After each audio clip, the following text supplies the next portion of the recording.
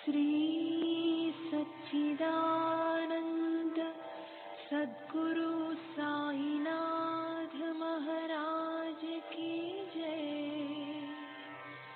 सद्गुरु श्री साईनाथुनि शरद बाबू जी की जय।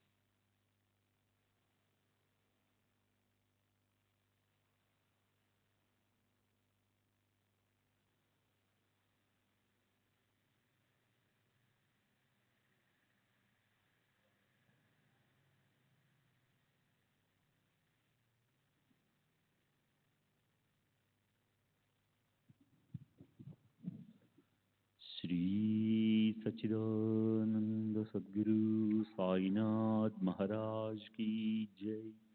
सद्गुरु श्री साईनाथ शरद बाबू जी की जय। శ్రీ సాయినాథాయ నమః. శ్రీ సాయిబాబా సత్య చరిత్ర 15వ అధ్యాయం నిన్నటి తరువాయి. ఒకసారి హరిభక్తి పట్ల ఆసక్తి ఉన్న ఠాణా ప్రజలు దాసగను చేత కర్ణపేయంగా మధురంగా ఉండే హరికథా సంకీర్తనను కౌపీనేశ్వర మందిరంలో పెట్టించారు. శిష్యులు అర్థించడంతో దాసగను కథ చెప్పడానికి సిద్ధమైనాడు. అయితే అతనికి అందులో చిల్లుగవ్వ కూడా సంపాదించాలన్న లోభం ఉండేది కాదు. ఊరికే దురభిమానము లేదు. అతను కీర్తనకు 1 పైసా కూడా తీసుకునేవాడు కాదు. దేహాన్ని వస్త్రంతో కప్పుకునేవాడు కాదు. తల మీద టోపీ గాని తలపాగా గాని ఉండేది కాదు. నడుముకు కేవలం సాదా పంచె ఉండేది. అయినా కూడా శ్రోతలు అపార సంఖ్యలో వచ్చేవారు. ఆ వేషానికి సంబంధించిన గమ్మత్తు చెప్తాను, శ్రోతలకు అపార ఆనందం కలుగుతుంది. దీన్ని ప్రశాంత చిత్తంతో వింటే బాబా చాతుర్యం తెలుస్తుంది. ఒకసారి దాసగను హరికథ షిరిడి గ్రామంలో జరిగింది. అతను పొడవాటి కోటు వేసుకున్నాడు. భుజంపై ఉత్తరీయం వేసుకుని తలకు టోపీ పెట్టుకుని ఆ వేషంలో బయలుదేరాడు. శిష్టాచారం ప్రకారం మసీదులో బాబాకు ఆనందంగా నమస్కరిద్దామని వెళ్ళాడు. అప్పుడు ఆయన, వహ్వా, పెళ్లి కొడుకులా అలంకరించుకున్నావే అన్నారు. తర్వాత బాబా అతన్ని, అలా సింగారించుకుని ఎక్కడ బయలుదేరావు అని అడిగారు. అందుకు దాసుగను కీర్తన చేయడానికి వెళ్తున్నానని చెప్పాడు.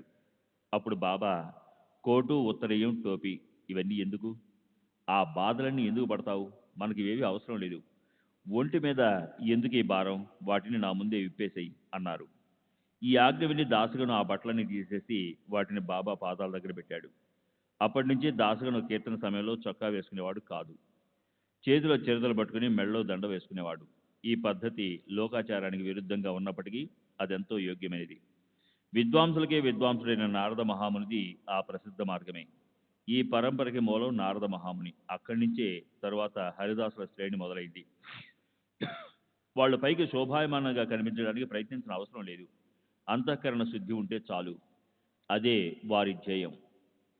దేహంలో క్రింది భాగాన్ని వస్త్రంతో ఆచ్ఛాదించి చిరతలు వీణ వాయిస్తూ నోటితో హరినామం గొప్పగా ఉచ్చరించే నారదుని రూపం అందరికీ ఎరుకే. సాయిబాబా కృపతో దాసగను మహాత్ముల ఆఖ్యానాలను స్వయంగా తయారు చేసి డబ్బు తీసుకోకుండా వాటిని హరికథలుగా చెప్పేవాడు. అందుకే అతను ప్రాచుర్యం సంతరించుకున్నాడు. లోకులకు సాయి భక్తి పట్ల ఉన్న ఉత్సాహాన్ని దాసగను నిజంగా మరింతగా పెంచాడు. సాయి ప్రేమ అనే ఆత్మానంద సాగరాన్ని అందరికీ వ్యాపింపజేశాడు.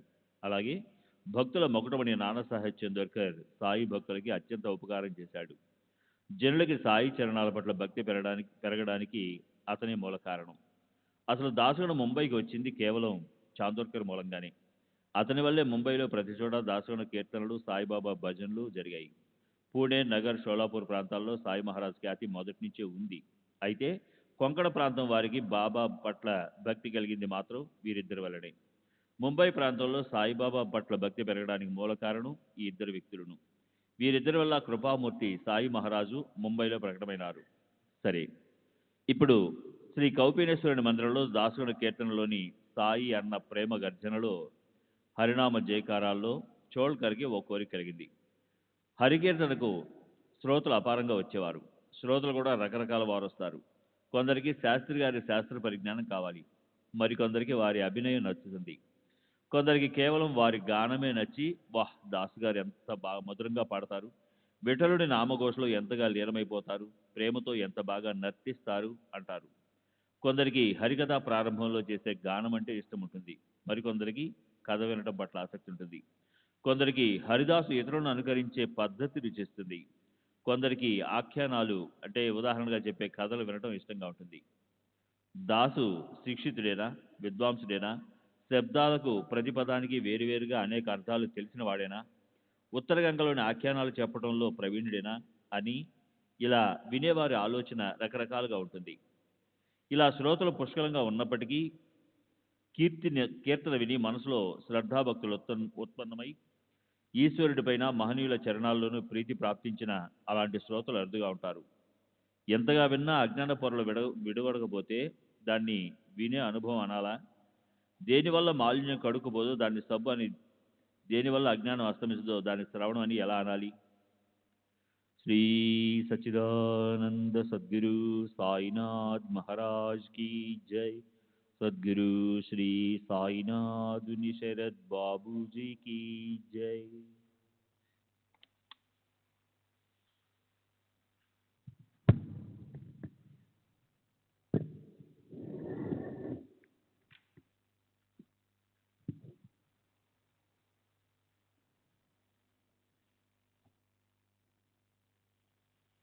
అసలే చోల్కరు మంచి శ్రద్ధా భక్తులున్నవాడు. దాసగని కీర్తన విని అతనికి సాయిబాబాపై ప్రేమ ఉప్పొంగింది. అతని మనసులో, ఓ దయామయ సాయినాథ, ఈ దీనుణ్ణి అనుగ్రహించు అనుకున్నాడు. చోల్కరు పాపం నిరుపేదవాడు, పరీక్ష రాయటానికి కోసం వచ్చినవాడు, కుటుంబ భారం మోయలేని అసమర్థుడు. ప్రభుత్వ కార్యాలయంలో ఉదర నిర్వహణ సాధన లభింప చేయమని అతను బాబా మీద భారం వేశాడు. కాముకులు తాము మనసులో అనుకున్న పని అయితే కడుపు నిండా భోజనం పెట్టి బ్రాహ్మణుల్ని తృప్తిపరుస్తాము అని మొక్కుకుంటారు. శ్రీమంతులు మొక్కులు ఎలా ఉంటాయంటే, మనోకామన నెరవేరితే 1000 మందికి భోజనం పెడతాము, లేదా 100 గోవులను దానం చేస్తాము అని కానీ. మరి చోల్కర్ అసలే నిరుపేద అయినా అతని మనసుకి మొక్కుకోవాలని అనిపించింది. శ్రీ సాయి చరణాలు గుర్తుకు రాగా దైన్యత అలుముకున్న ముఖంతో, బాబా, నాది నిరుపేద కుటుంబం. ఎంతో శ్రమపడి పరీక్ష రాయటానికి వచ్చాను. ఉద్యోగం మీదే ఆధారపడి ఉన్నాను. స్పష్టంగా జీతం లభించాలంటే పరీక్షలో ఉత్తీర్ణవ్వాలి. లేకపోతే తాత్కాలిక ఉద్యోగం నోటి ముందు కూడు రెండూ పోతాయి. తమ కృపతో పరీక్షలో ఉత్తీర్ణుడైతే మీ పాదాల వద్దకు హాజరవుతాను. మీ పేరు మీద కలకండ పంచుతాను. ఇదే నా దృఢ నిశ్చయము. ఆ రకంగా చోల్కరు మొక్కుకున్నాడు. అతను కోరుకున్న విధంగా అవటంతో ఆనందించాడు. అయితే మొక్కు తీర్చుకోవటానికి ఆలస్యం అవుతుందని అతను చక్కెర తినడం మానేశాడు. షిరిడీకి వెళ్లేందుకు దారి ఖర్చులకు డబ్బు కావాలి. ఖాళీ చేతులతో వెళ్ళలేడు. అందుకని ఈ రోజు రేపు అంటూ అలా రోజులు గడిచిపోతున్నాయి. చోళకుడు అలా రోజులు గడిపేశాడు.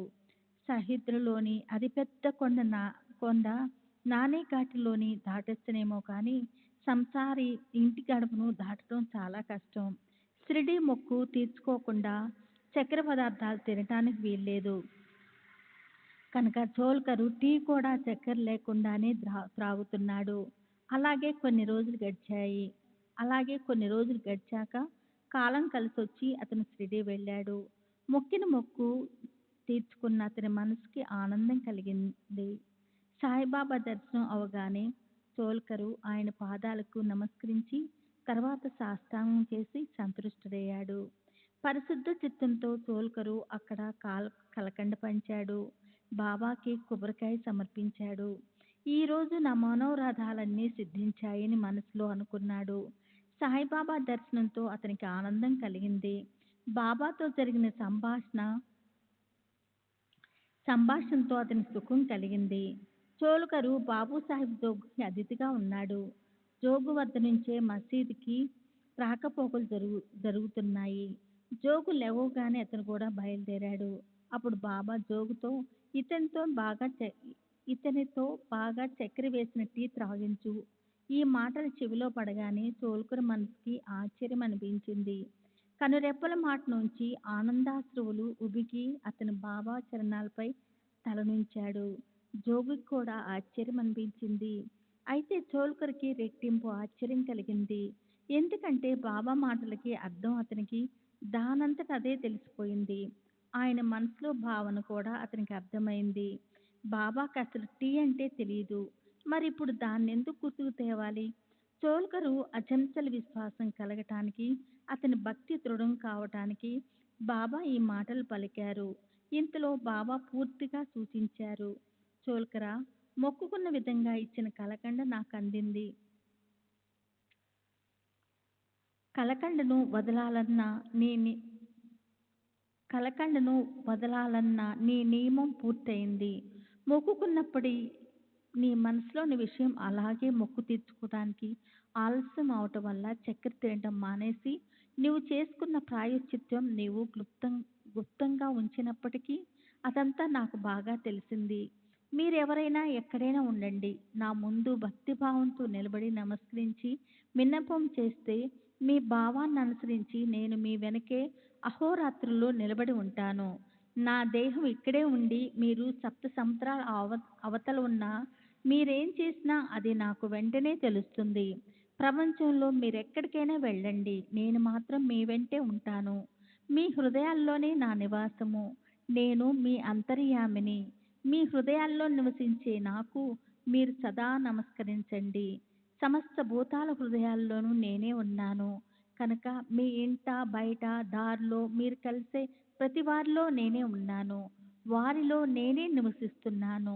చిన్న చిన్న క్రిములు, చీమలు, జలచరాలు, భూమి మీద తిరిగే ప్రాణిమాత్రులు, కుక్కలు లేదా పందులు, వీటన్నిట నేనే సదా సర్వతా నిజంగా నిలబడి ఉన్నాను.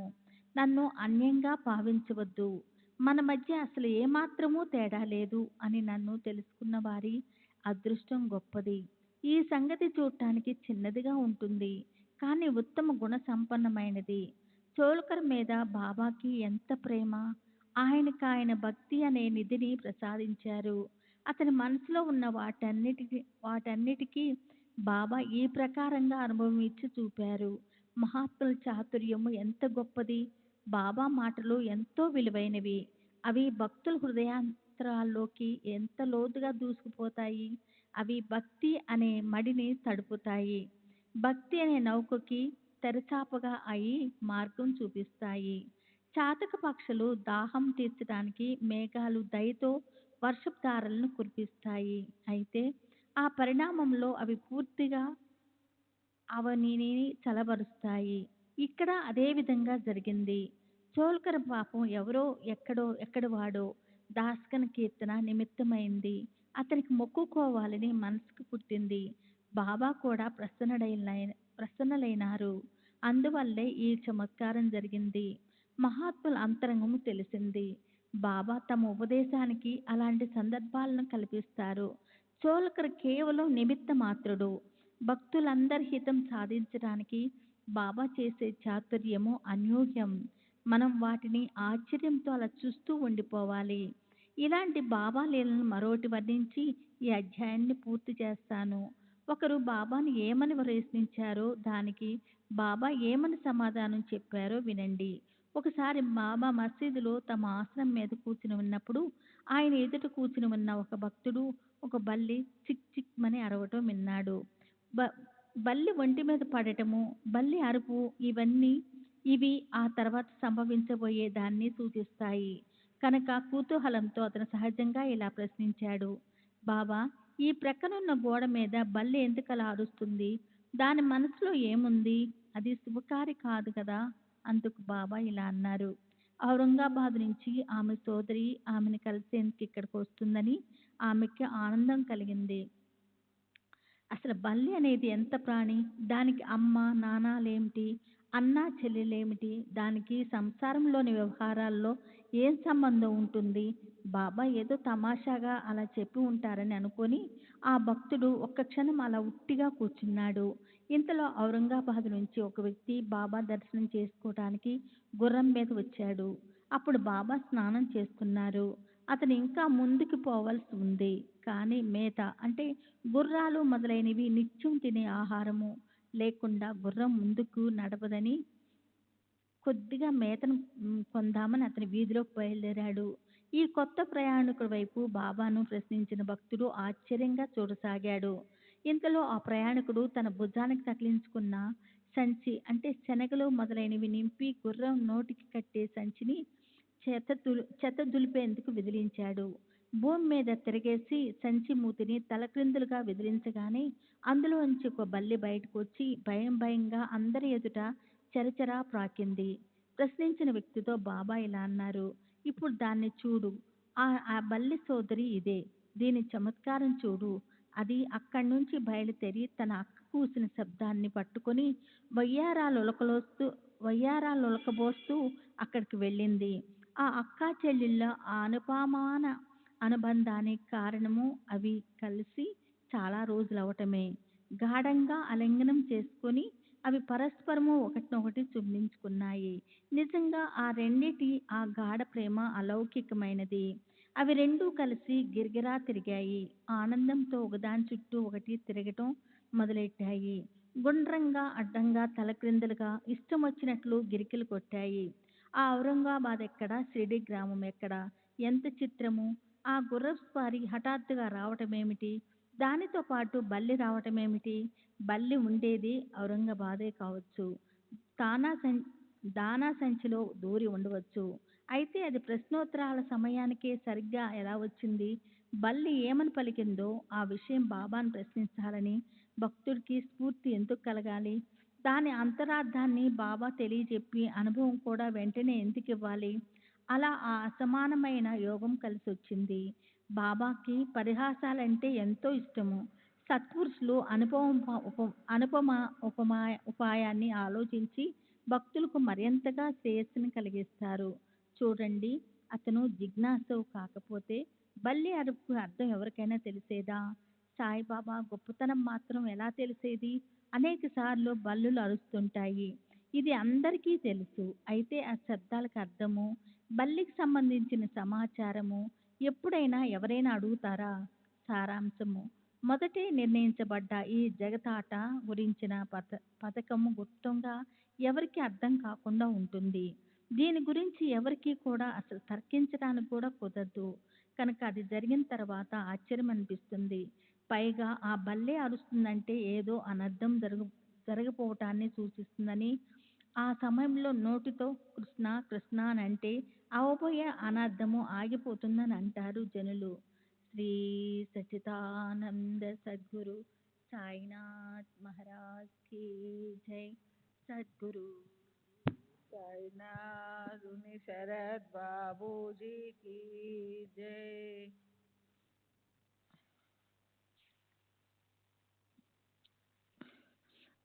శబ్దానికి అర్థం ఏదైనా కానీ ఇది ఆశ్చర్యకరమైన పని కాదా?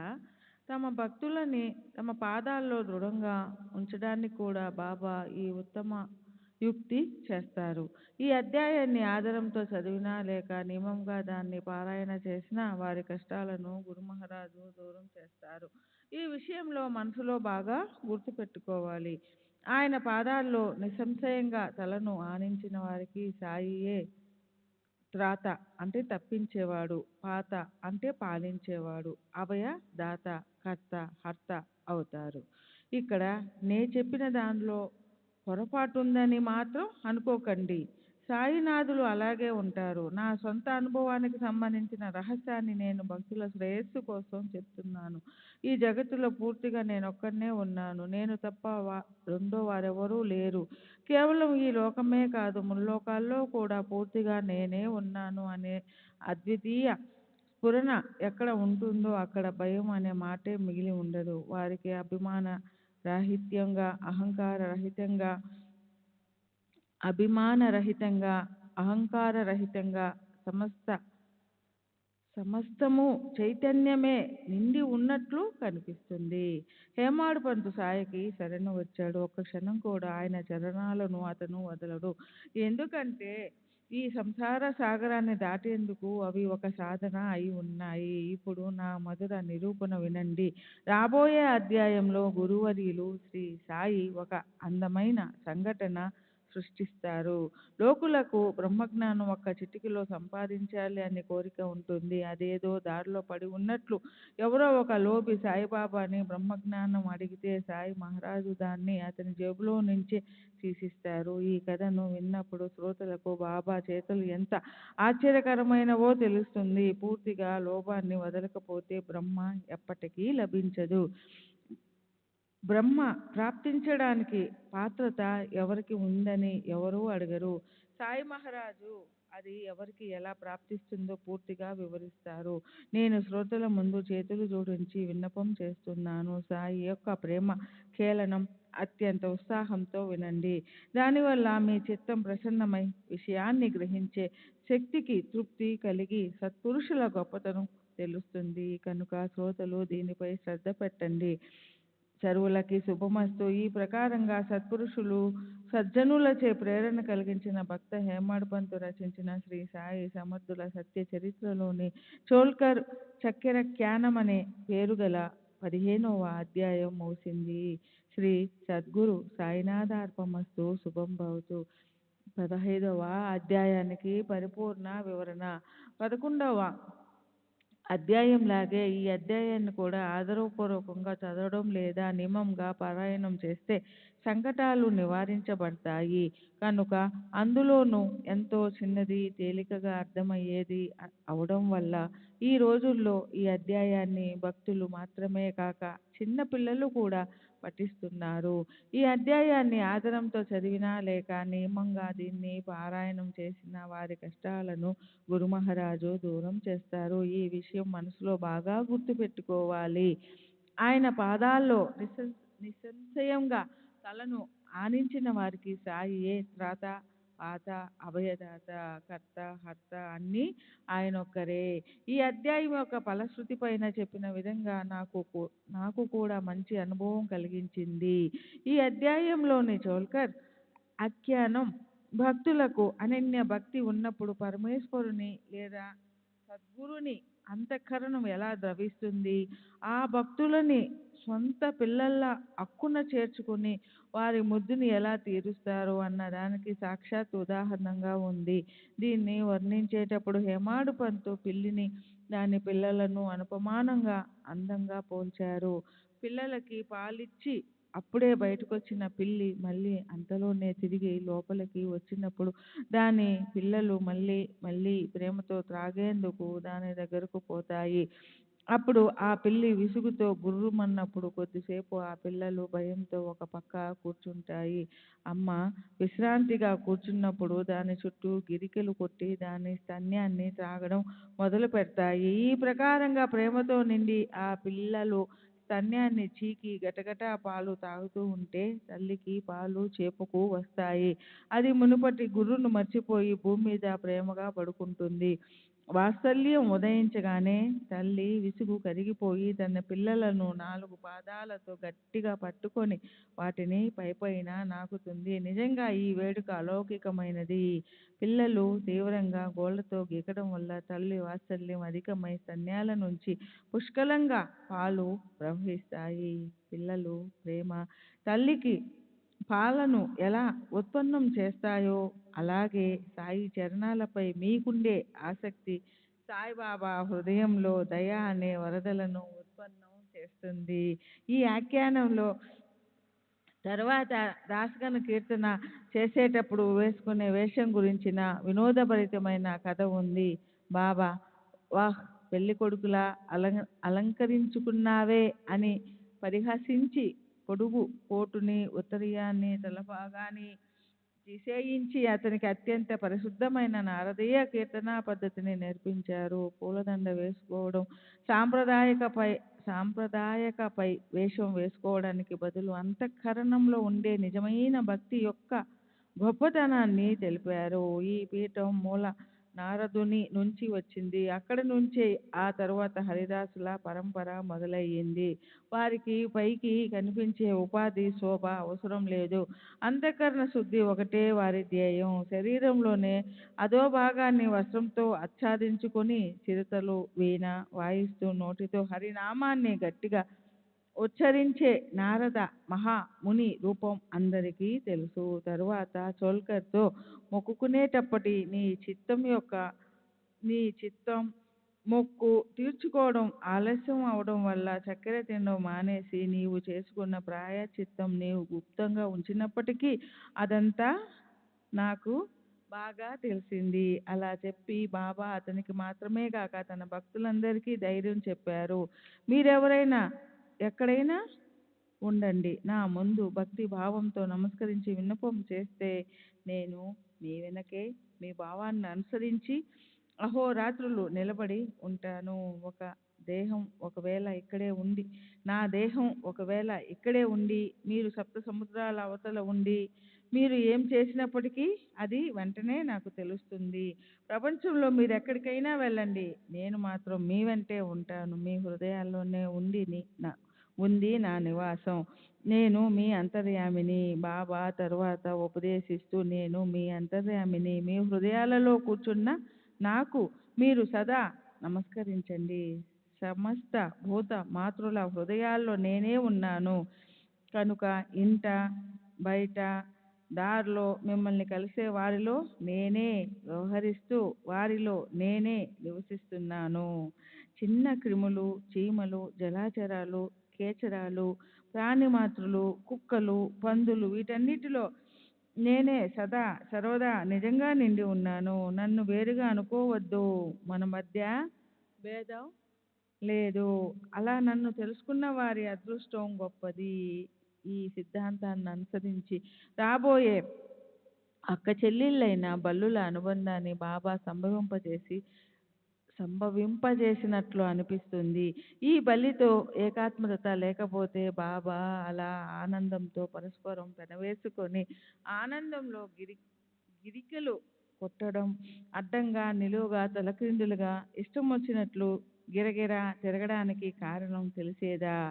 అలాగే జగత్తు యొక్క ఈ ఆట సూత్రాన్ని గుప్తంగా ఎవరికీ తెలియకుండా నడిపించేది స్వయంగా బాబా కాకపోతే బల్లి అరుపుని గురించి ఎవరో ప్రశ్నించడం, ఔరంగాబాద్ నుంచి గుర్రం మీద వచ్చి అతని సంచిలోంచి రెండో బల్లి బయటికి రావడం, ఈ గోష్ఠి సంభవింపజేయగల శక్తి ఉండేదా?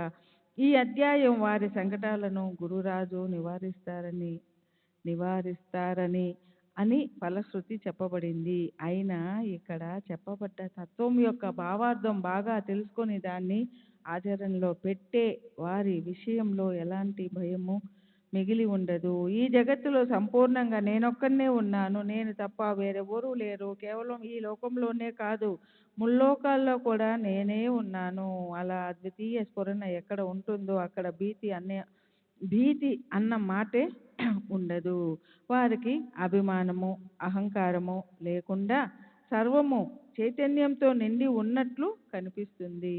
ఏమైనా కానీ ఉపదేశంలో బాబా తత్పరులే ఉండడం వల్ల ఆయన అలాంటి అవసరాన్ని తెప్పించి చోల్కర్ దాస్కను లేదా బల్లిని నిమిత్తంగా చేసుకొని అందరికీ ఉపదేశం ఇచ్చారు. చాతక పక్షుల దాహాన్ని తీర్చడానికి మేఘం దయతో వర్షాన్ని కురిపిస్తుంది, కానీ ఆ పరిణామంలో భూమినంతా చల్లబరుస్తుంది.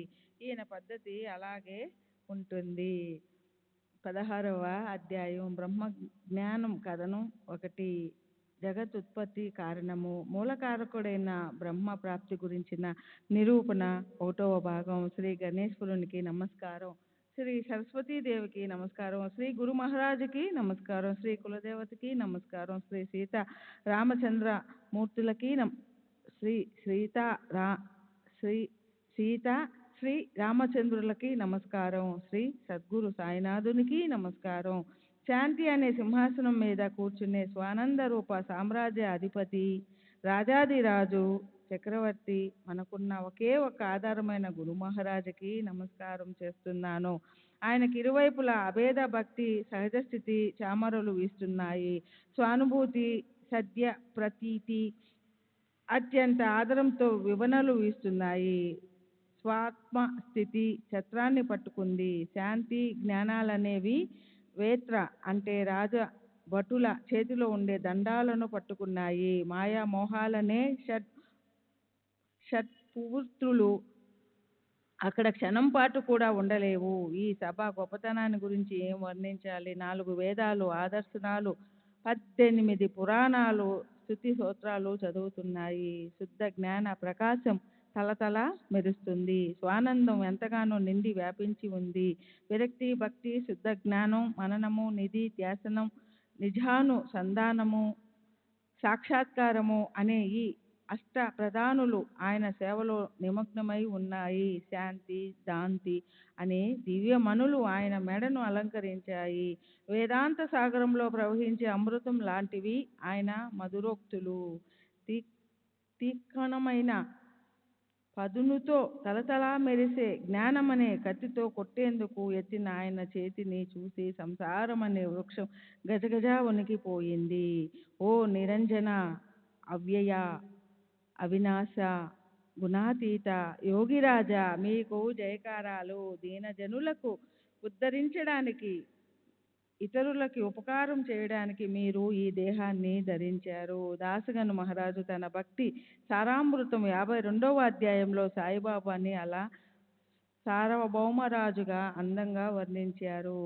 శ్రీ సచ్చిదానంద సద్గురు సాయినాథ్ మహారాజ్ కి జై. సద్గురు శ్రీ సాయినాథుని శరత్ బాబూజీకి జై. श्री सच्चिदानंद सद्गुरु साईनाथ महाराज की जय. सद्गुरु श्री साईनाथ शरद బాబూజీకి జై. ధైర్యమే ఆయన తండ్రి, క్షమయే ఆయనకి తల్లి, శాంతియే ఆయన భార్య, దయ సోదరిగా శోభిస్తుంది, సువిచారమే ఆయన సోదరుడు, అవనియే ఆయనకు శయ్య. స్వానంద సామ్రాజ్యాన్ని అనుభవిస్తూ ఆ యోగి దైవం అయ్యాడు. నిర్ధారణగా ఆ యోహీశ్వరుడు అలాంటి సార్వభౌమ రాజు లాంటి వాడే. ఈ రాజు భయానికి దంభం దూరంగా పారిపోయింది. గడచిన అధ్యాయంలో శ్రీ సాయిబాబా ఒక భక్తుని కోరిక నెరవేర్చి అతను పెట్టుకున్న నియమాన్ని పూర్తి చేయించి అతని మనసులో ఉన్నదాన్ని ఎలా తెలుసుకున్నారో ఆ వర్ణన అయింది. సద్గురువు యొక్క ఇచ్చలన్నీ నెరవేరాక ఇక శిష్యులు నెరవేర్చగల కోరికలు ఆయనకేముంటాయి? సేవ చేయాలన్న శిష్యులు ఇచ్చని నెరవేర్చి వారిని నిరీచ్చులుగా చేస్తారు. భక్తితో కేవలం పూలు లేదా ఆకులు ఆయనకు అర్పించినా వాటిని అత్యంత ప్రేమతో స్వీకరిస్తారు. అయితే వాటినే గర్వంతో లేదా మదంతో ఇస్తే వాటిని వెంటనే తిరస్కరిస్తారు. సత్య జ్ఞాన ఆనందాలకి ఆయన సాహారం అవటం వల్ల ఆయనకి ఆడంబరమైన ఉపచారాలతో పని లేదు. కానీ వాటినే శ్రద్ధతోనూ నిష్కపటంగానూ అర్పిస్తే వాటిని ఆయన అత్యంత ఆనందంతో స్వీకరిస్తారు. స్వయంగా ఏమీ తెలియనట్లు ఉంటారు. అజ్ఞానాన్ని తీసుకుని జ్ఞానాన్ని ఇస్తారు. శాస్త్రాల్లో నిశ్చయంగా చెప్పబడిన పరిమితులను ఉల్లంఘించకుండా శిష్యులకి హితాన్ని బోధిస్తారు. ఆయన్ని ప్రేమతో సేవించే వారికి బ్రహ్మతో అంటే పరమేశ్వరుడితో ఐక్యతను ప్రాప్తింపచేస్తారు. ఇతర సమస్త సాధనలను వదిలేయాలి. గురు సేవలోనే లీనమవ్వాలి. ఆ సేవలో ఏ మాత్రం అల్పత్వం వచ్చినా లేదా అందులో తమ తెలివితేటలను ప్రదర్శించినా సాధకుడు సంకటాల్లో పడిపోతాడు. గురు పాదాల్లో విశ్వాసం కావాలి. స్వయంగా శిష్యుడు ఏం చెయ్యగలడు? సద్గురువే అతనికి ఆ పని సులభతరం చేస్తారు. శిష్యులకి తమ సంకటాల గురించి తెలియదు. గురువు వారికి తెలియకుండానే దానికి ఉపాయం చేస్తారు. గురువు కన్నా మరో గొప్ప ఉదార దాత త్రిభువనాలలో మరొకరు ఎవరూ ఉండరు. శరణాగతులకి శ్రేష్ఠ ఆశ్రయదాత అయిన ఆ సద్గురువుకి శరణు వెళ్దాం. సద్గురువుని చింతామణి అనగా కోరిన వస్తువులను ఇచ్చే ఒక స్వర్గీయ రత్నం. దాంతో పోలుద్దామంటే చింతామణి కేవలం కోరుకున్నది మాత్రమే ఇస్తుంది. కానీ గురువు అచింత్య, ఏది మనసులోకి ఆలోచనగా కూడా రాదో అలాంటి వస్తువులని భక్తులకి ఆశ్చర్యాన్ని కలిగిస్తారు. ఆయన్ని కల్పతరువుతో పోలుద్దామంటే అది భక్తుల మనసులో కోరుకున్నది మాత్రమే ఇస్తుంది. కానీ గురురాజు నిర్వికల్ప, ఎక్కడ ఏ కల్పన లేదా ఆలోచన లేనటువంటి స్థితిని ఇస్తారు. కామధేనువు కోరింది మాత్రమే ఇస్తుంది. కానీ గురు రూపధేనువు గొప్పతనం దానికంటే గొప్పది. గురు రూపధేనువు తప్ప అచింత్య దానమనే పదవిని ఎవరికి ఆపాదించగలం? ఇప్పుడు శ్రోతలకు ఒక విన్నపం. గత అధ్యాయం చివర నేను బ్రహ్మర్షికి బ్రహ్మజ్ఞానం ఎలా ప్రాప్తించిందో చెప్తానని అన్నాను. బ్రహ్మార్తికి బ్రహ్మజ్ఞానం ఎలా ప్రాప్తించిందో చెప్తానని అన్నాను. ఆ కథ పట్ల శ్రద్ధ చూపండి. వచ్చిన బ్రహ్మజ్ఞాన భోక్తని బాబా ఎలా తృప్తిపరుస్తారో, తమ భక్తులకు ఎలా ఉపదేశం ఇస్తారో దాన్ని పరమార్థ సాధన కోసం వినండి. మహాత్ములు ఎప్పుడూ నిరీచులుగా ఉంటారు. వారి ఇచ్చలు సంపూర్ణంగా నెరవేరి ఉంటాయి. అయితే భక్తులకు ఎన్నో కోరికలు ఉంటాయి. వారి ఇచ్చలు ఎప్పుడూ అపూర్ణంగానే ఉంటాయి. కొందరు పుత్ర సంతతిని కోరుతారు. కొందరు రాజ్య సంపత్తిని కోరుతారు. కొందరు భావ భక్తిని కోరుతారు. అయితే ఎవరో ఒక్కరే సంసారం నుంచి ముక్తిని కోరుతారు. అలాగే ఒక బావాది డబ్బు సంపాదించడంలో తత్పరుడైన భక్తుడు బాబాకున్న గొప్ప కీర్తిని విని ఆయన దర్శనం కోసం ఉవ్విళ్ళూరాడు. ఇంత గొప్ప సంతతి ఉన్నాయి. నౌకర్లు చాకర్లు కూడా పుష్కలంగానే ఉన్నారు. అతని మనసులో ఉదారమూర్తి బాబా దర్శనం చేసుకోవాలి. బాబా గొప్ప బ్రహ్మజ్ఞాని, సాధు సత్పురుషులకు మకుటమణి. ఆయన చేతులు గొప్పవి. ఆయన చరణాల్లో మస్తకం పెట్టాలి. నాకు తక్కువంటూ ఏమీ లేదు కనుక నేను బ్రహ్మజ్ఞానాన్ని అడగాలి. ఇది సహజంగా తేలిగ్గా లభిస్తే నేను ధన్యుణ్ణవుతాను. దానిపై అతని మిత్రులు ఇలా అన్నారు: బ్రహ్మను తెలుసుకోవటం అంత సులభం కాదు. అది నీలాంటి లోబులకి ప్రకటమవడం కష్టం. ధనము, భార్య, పిల్లలు తప్ప నీకు సుఖమనేది ఏమిటో తెలియదు.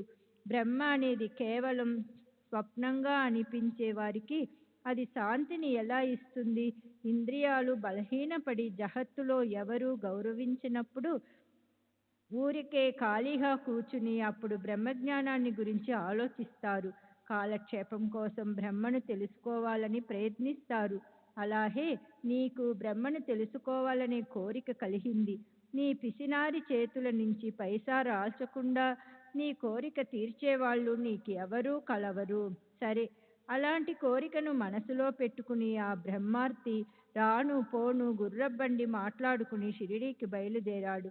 అక్కడకు చేరాక అతను సాయి దర్శనం చేసుకున్నాడు. ఆయన పాదాలకి నమస్కరించాడు. ఇప్పుడు సాయి మాట్లాడే మధురోక్తులను శ్రోతలు వినండి. ఈ సాయి కథ అనే కల్పవృక్షానికి శ్రద్ధ అనే నీటిని పోస్తే అది దృఢంగా పట్టుకుని శ్రోతల ఆదరం పెరిగిన కొద్దీ పుష్కలంగా ఫలాన్ని ఇస్తుంది. అది సర్వాంగాలతో రసభావంతో నిండి ఉంది. సుగంధాలు వెదజల్లే పుష్పాలను పూస్తుంది. మధుర ఫలాల భారంతో వంపులు తిరుగుతుంది. తినేవారి ఇచ్చ నెరవేరుతుంది. బ్రహ్మార్ది ఇలా అన్నాడు, బాబా, నాకు బ్రహ్మను చూపండి. ఇది మనసులో పెట్టుకునే నేను మీ దగ్గరికి వచ్చాను. షిరిడీలో బాబా బ్రహ్మను చటుక్కును చూపిస్తారు అని లోకులు అంటారు. అందుకే ఇంత దూరం వచ్చాను. వస్తూ మార్గంలో బాగా అలసిపోయాను. అయితే నాకు బ్రహ్మ లభిస్తే కృత్యుడిని అవుతాను. బాబా ఇలా అన్నారు, చింతపడకు, బ్రహ్మను వెంటనే చూపిస్తాను. ఇక్కడ అరువు బేరం లేదు. అసలు నీలాగా అడిగేవారు దొరకటం కష్టం. ఎంతమంది ధన సంపత్తి కోరుతారు, రోగాలు కష్టాలు నివారించమంటారు. సదా లౌకిక గౌరవము, రాజ్య పదవి, సుఖాన్ని కోరుతారు. కేవలం ఈ జగత్తులోని సుఖం కోసం లోకులు షిరిడీకి పరుగులు పెడతారు.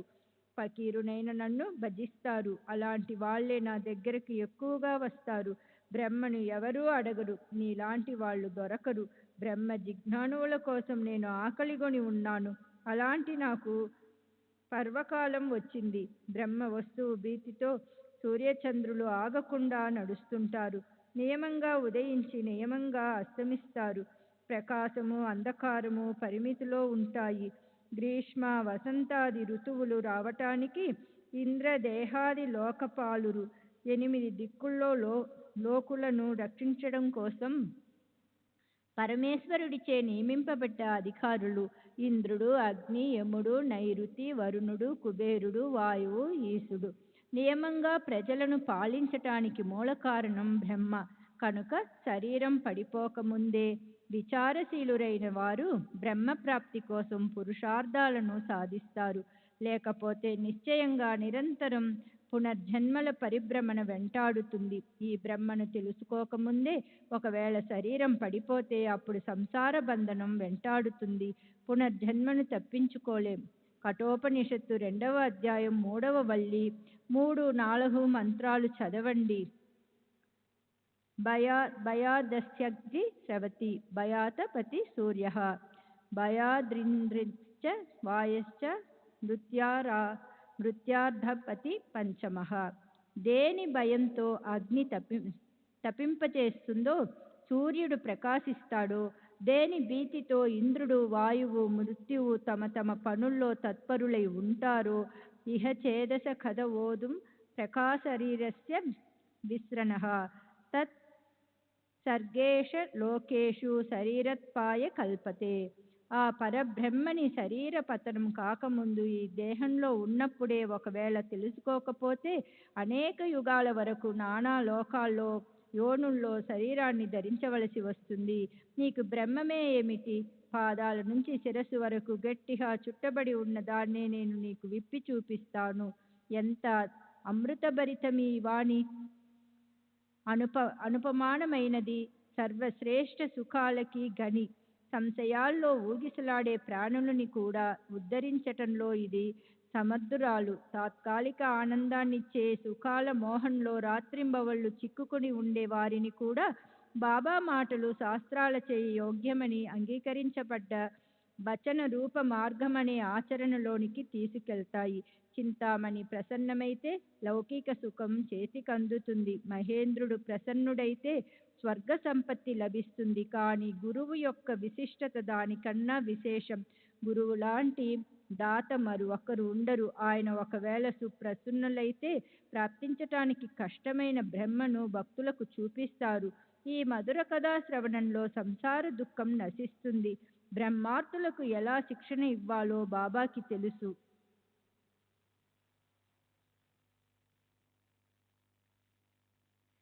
శ్రీ సచ్చిదానంద సద్గురు సాయినాథ్ మహారాజ్ కీ జై.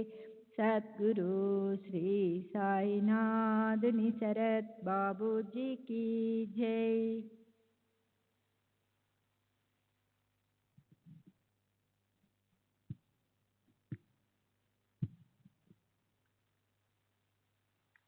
శ్రీ సచ్చిదానంద సద్గురు సాయినాథ్ మహారాజ్ కీ జై. సద్గురు శ్రీ సాయినాథుని శరత్ బాబూజీ కీ జై. సరే, బాబా అప్పుడు బ్రహ్మర్దిని కూర్చోబెట్టి ఓ క్షణం పాటు మరో పనిలో మునిగిపోయారు. ఆయన ఆ విషయాన్ని మర్చిపోయేటట్లు అతనికి కనిపించేలా చేశారు. అప్పుడు బాబా ఏం చేశారు? ఒక పిల్లవాడిని పిలిచి అతనితో వెంటనే వెళ్ళి బాబాకి చాలా అవసరం పడింది.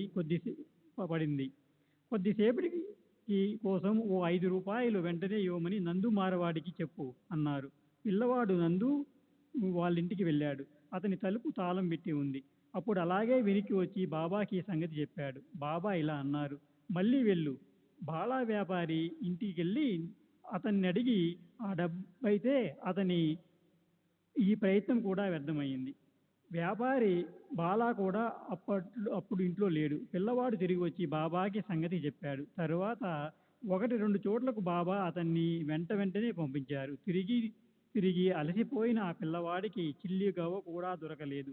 నందు వ్యాపారి బలా వారిద్దరు ఊర్లో ఎవరూ ఇంట్లో లేరని బాబాకు పూర్తిగా తెలుసు. సర్వజ్ఞులైన మహారాజు నడుస్తూ మాట్లాడుతుండే దైవం.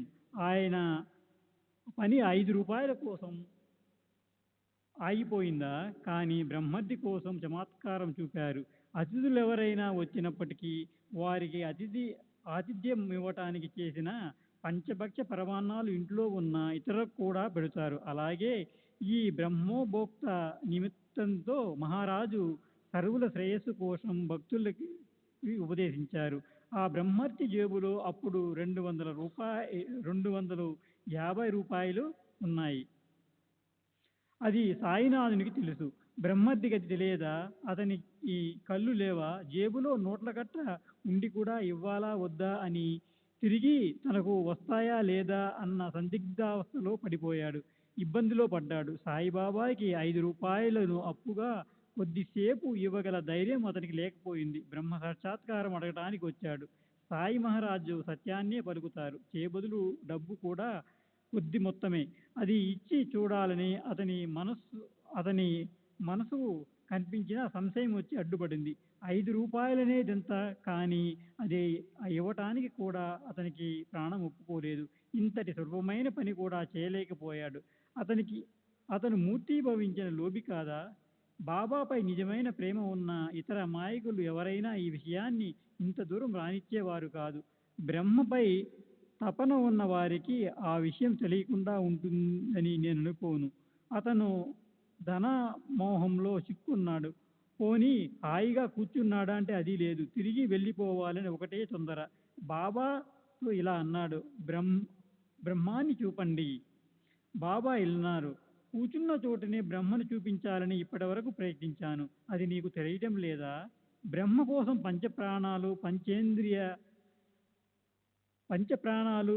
పంచాజ్ఞేంద్రియాలు, పంచకర్మేంద్రియాలు, అహంకారం, బుద్ధి, మనసు ఇవన్నీ సమర్పించవలసి ఉంటుంది.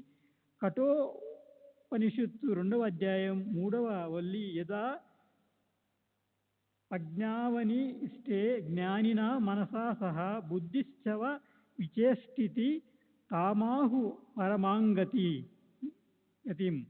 యోగాభ్యాసం చేసినప్పుడు మనస్సు సహా 5 ఇంద్రియాలను చక్కగా స్థిరమైన బుద్ధి కూడా ఎటువంటి పనులు చేయక నిశ్చలంగా ఉండే ఆ స్థితిని యోగిజనులు పరమగతి అంటారు. యోగ సాధనలో దీన్ని సర్వశ్రేష్ఠ స్థితి అంటారు. బ్రహ్మజ్ఞానాన్ని లభింపచేయగల మార్గం చాలా కష్టంగా ఉంటుంది. అది అందరికీ ఒకేలాగా సులభంగా ఉండదు. మంచి సమయం వచ్చిందంటే అదృష్టవంతులకి బ్రహ్మజ్ఞానం ఒక్కసారి ప్రకటమై ప్రాప్తిస్తుంది. హిరణ్యగర్భ పదవి వరకు ఐక్య విషయాల్లో విరక్తితో ఉంటూ అనాసక్తిగా ఉండేవారే ఈ బ్రహ్మ విద్యను ప్రాప్తించ చేసుకోగల అధికారులు.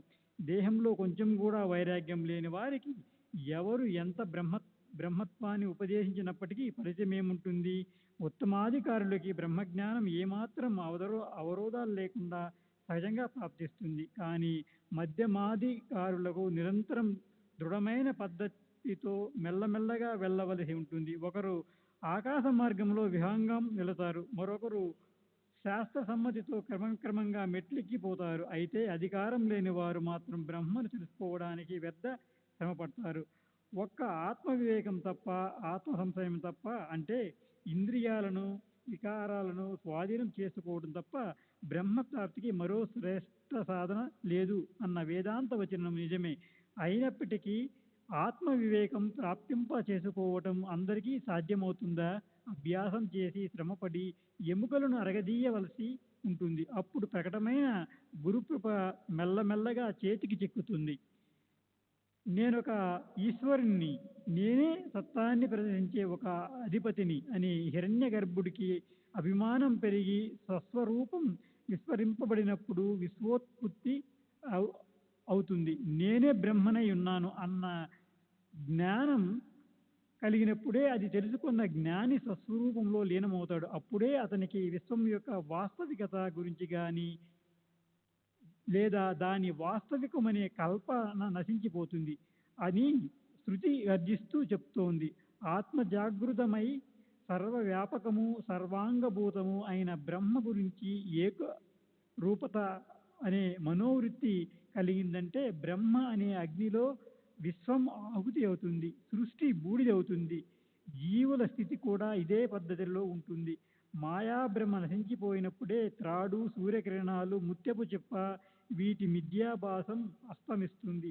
ముత్యపు చిప్పను గురించి నిజజ్ఞానం లేకపోవటం వల్ల అది వెండిగా భాషిస్తుంది. అయితే అదే వెండి గురించిన నిజజ్ఞానం ప్రాప్తించిందంటే అది చిప్ప అని తెలుస్తుంది.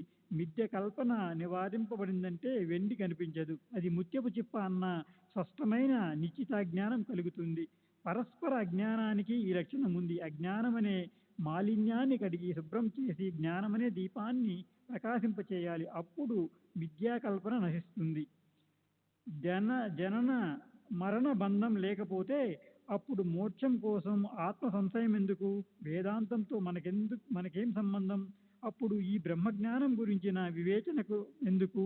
నేను బద్ధుణ్ణి, బంధింపబడిన ఉన్నాను, నాకు దాని నుంచి సంపూర్ణంగా విడుదల కావాలని దృఢ నిశ్చయాన్ని అంటిపెట్టుకున్న వారే ఇక్కడ ఈ అధికారులు. అత్యంత అజ్ఞాని, పూర్ణజ్ఞాని వీరిద్దరూ దీనికి అధికారులు కారు. బద్ధుడే కాకపోతే మరి ముక్తి ఎందుకు? అది నిజమైన గోష్ఠి. జీవుడు ఆ బ్రహ్మే అయినప్పుడు జీవో బ్రహ్మైన నపరహ.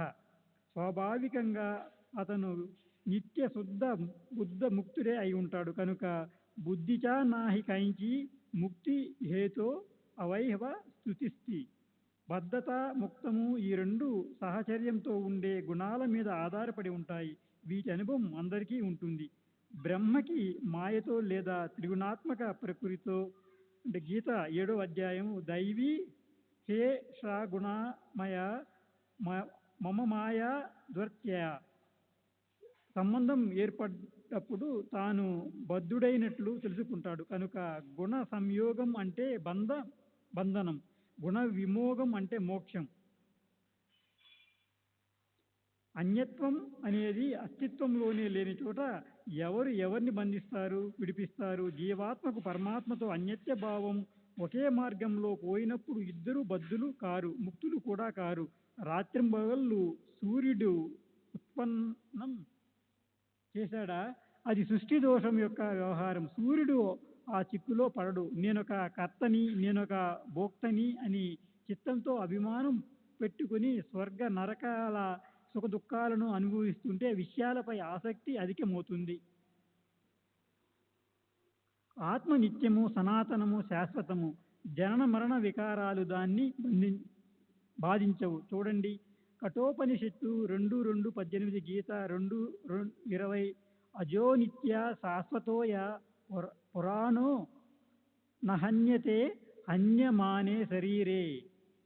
ఓంకారం దీనికి ప్రతీక. దానికి ఆద్యంతాలు ఉండవు. అది స్వతంత్రురాలు. శరీరమే ఆత్మ అని అనుకునే వారికి తాము వేరు, సృష్టి వేరు అనుకునే వారికి ఎంత కష్టపడినా ఆత్మానుభవం, జ్ఞానం ప్రాప్తించదు. వాణి మొదలైన సర్వేంద్రియాలను లయం చేసి మనసులోని నిశ్చయాన్ని దృఢం చేసుకోవాలి. తరువాత ఆ మనసుని కూడా లయం చేసి బుద్ధిని పట్టుకోవాలి. ప్రకాశ స్వరూపమైన జ్ఞానాన్నిచ్చే బుద్ధి వద్ద మనసు నేకాగ్రం చేయాలి.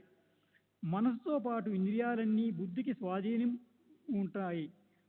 మట్టి కుండలకి మూల కారణం మట్టి అయినట్లే ఇంద్రియాలకు బుద్ధి మూల కారణము. అలాగే వాటిల్లో నిరంతరం వ్యాపించి ఉంటుంది. మనస్సు మొదలైన సర్వ ఇంద్రియాలను వ్యాపించి ఉండే బుద్ధిని మహాతత్వంలో కలిపి ఆత్మతత్వానికి ఆ మహాతత్వాన్ని సమర్పించాలి. అలా సమరసత సాధిస్తే ఆత్మస్వరూపం నిశ్చయంగా తెలుస్తుంది. చూడండి, కఠోపనిషత్తు 1వ అధ్యాయము 3వ వల్లి 13వ మంత్రం. యచ్చేత్ వాజానహి ప్రజాతాత్ యచ్చేత్ జ్ఞాన ఆత్మని జ్ఞానమాత్మని మహాతి యచ్చేత్ తత్ యచ్చేత్ శాంత ఆత్మని. బుద్ధిమంతులు మొదట వాక్కు మొదలైన ఇంద్రియాలను వాటి విషయాల నుంచి వెనక్కి మరల్చి మనసులో లీనం చేయాలి. అప్పుడు మనసుని బుద్ధిలో లీనం చేయాలి. దృఢ అభ్యాసం అయితే అప్పుడు ఆ జ్ఞాన స్వరూప బుద్ధిని మహాతి ఆత్మ అంటే జీవాత్మ యొక్క శుద్ధ స్వరూపంలో విలీనం చేయాలి. ఆ ప్రకారం మననించిన నేరుగా ఏ రకమైన వస్తు సత్తాన్ని చిహ్నాన్ని మిగిలి ఉండనీయకుండా అంటే తనని శాంతి ఆత్మ రూప పరబ్రహ్మ పురుషోత్తమునిలో విలీనం చేసేయాలి. కనుక వెండి, మృగజలం, ఇసుక అధిక ఉష్ణంతో తప్పించినప్పుడు దాని మీద గాలి పోతున్నప్పుడు అది నీటిలాగా కనిపించడం. సర్పపాసం కేవలం దృష్టి దోషమే. దానికి సంపూర్ణత లేదు, విశిష్టత లేదు. జనన మరణాలచే బాధింపబడి ఆ ఆత్మతత్వాన్ని దర్శించకుండా మనకి శ్రేయస్సు కలగదు అని సత్పురుషులు నిరంతరం చెప్తూ ఉంటారు. పరిణామానికి అంతటికీ కారణం ఉంటుంది. అయితే ఆ ఆత్మతత్వాన్ని స్వయంగా ఉత్పన్నమవుతుంది. దానికి కారణం ఉండదు. అదెంతో సనాతనమైనది. కానీ ఆది నుంచి ఉండి కూడా త్రికాల బాధితమై అది తాజాగా ఉంటుంది. స్వభావత అది బుద్ధికి అగోచరమైనది. బుద్ధి యొక్క స్వాధీనానికి బయట ఉంటుంది. ఆకాశంలా అవిచ్ఛిన్నంగా ఉండి జనన మరణాలకు అతీతంగా ఉంటుంది. స్వతహాగా ఒక్కటిగా ఉంటూ అవయవాలు లేకుండా ఉండే దీనికి ఓం ప్రణవం ఆధారం. ఈ నిర్గుణ నిరాకార బ్రహ్మను తెలుసుకోగలం. సగుణ సాకార బ్రహ్మను ప్రాప్తింప చేసుకోగలం. దానికి ప్రతీక ఓం. దాన్ని సదా ధ్యానము, ఉపాసన చేయవచ్చును. సమస్త వేదాలు సారమే ప్రణవ స్వరూపం ఓంకారం. దాన్ని అర్ధసహితంగా స్పష్టంగా తెలుసుకున్న వారే మహావాక్యాలు అంటే వేదాల్లోని జీవ బ్రహ్మల ఐక్యతను చూపించే తత్వమసి మొదలైన వాక్యాలు. ఇవి 4 వేదాలకి 4 ఉన్నాయి. ప్రజ్ఞానం, బ్రహ్మ, అహం బ్రహ్మస్మి, తత్వమసి, అయాత్మా బ్రహ్మ అను అభ్యాసపూర్వకంగా చింతన చేయాలి. వేదం స్వయంగా దేని వాస్తవికత గురించి నిశ్చయిస్తుందో, దేన్ని లోకులు అత్యంత ప్రయత్నంతో బ్రహ్మచర్యాన్ని పాటించి సంపాదిస్తారో దాన్నే ఓం పదమంటారు. చూడండి, కఠోపనిషత్తు 21వ అధ్యాయం 2వ వల్లి 15వ మంత్రం. సర్వే వేదాయత్ పదమామనంతి తంపాసి సర్వాణి చయద్ పదంతి యదిచ్ఛంతో బ్రహ్మచర్యం చరంతి తత్తే పదం సంగ్రహేణ బ్రహ్మ్యోమి కేతత్. సమస్త వేదాలు నానా రకాలుగా ఎవరిని ప్రతిపాదిస్తాయో, తపస్సు మొదలైన సాధనాలన్నింటికీ ఎవరు ఒక్కరే పరమ చరమ అంటే అంతిమ లక్ష్యము, ఎవరిని ప్రాప్తింప చేయాలనుకున్న ఇచ్చతో సాధకులు నిష్ఠాపూర్వకంగా బ్రహ్మచర్యాన్ని అవలంబిస్తారో ఆ పురుషోత్తమ భగవంతుడు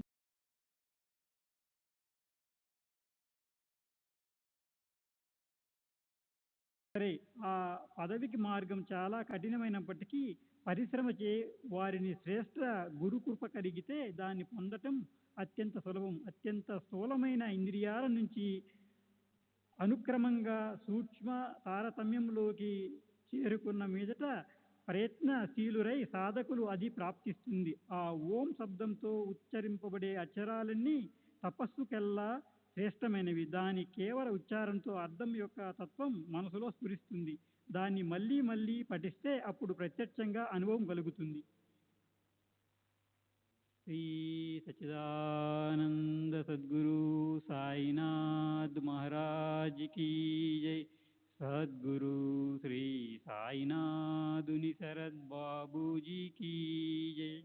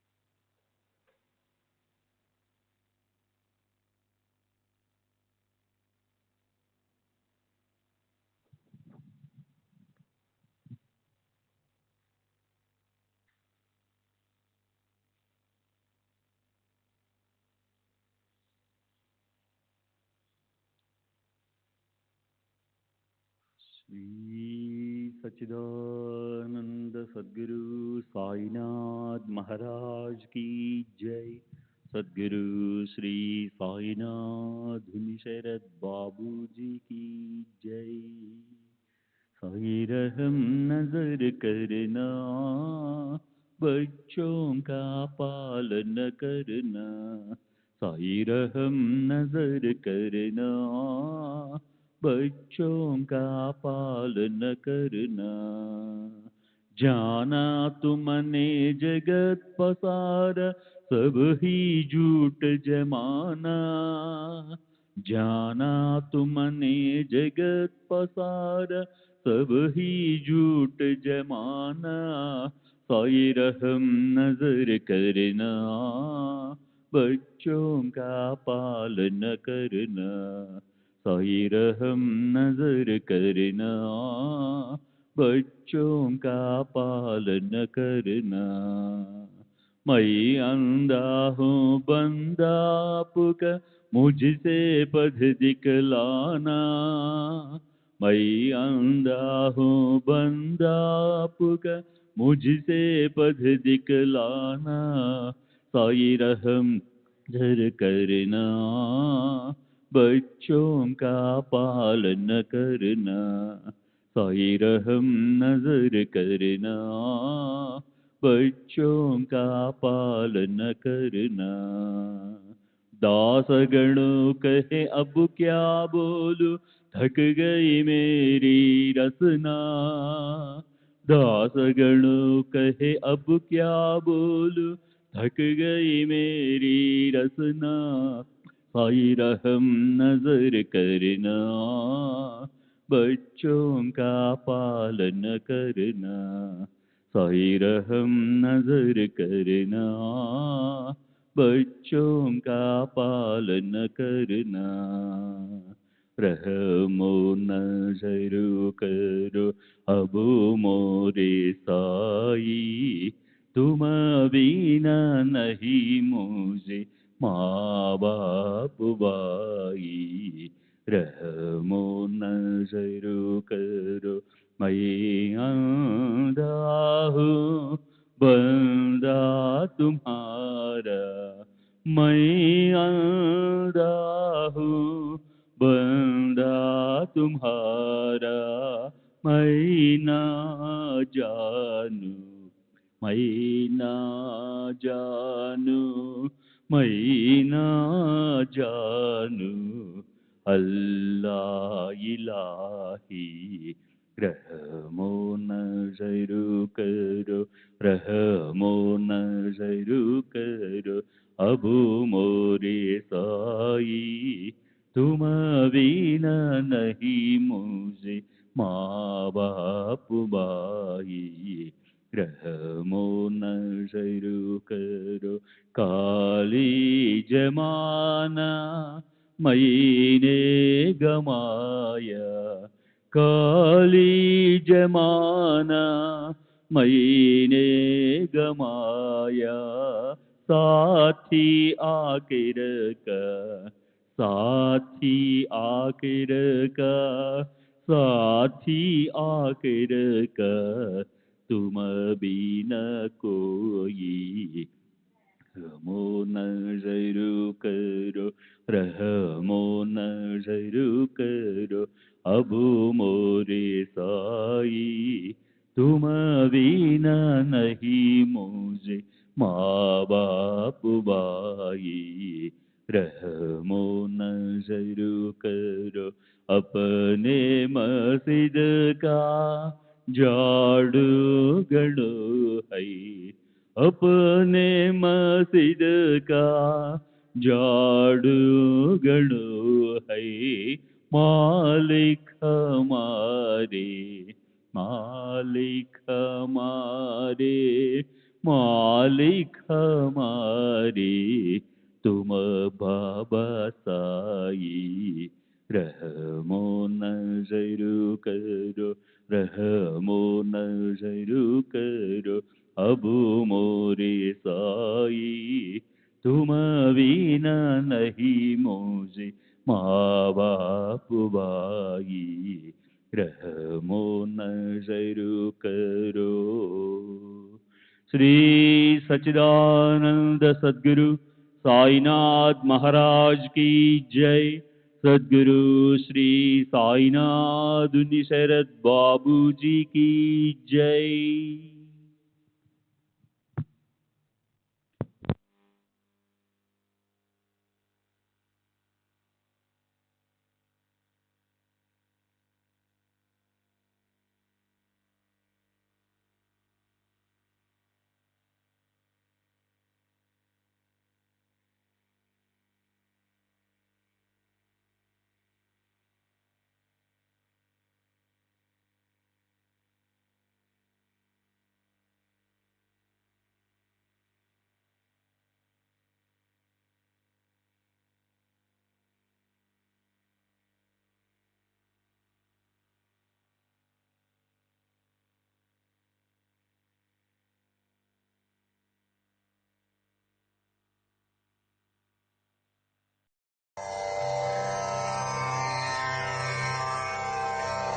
श्री सच्चिदानंद सद्गुरु साईनाथ महाराज की जय। सद्गुरु श्री साईनाथुनि शरद बाबू जी की जय।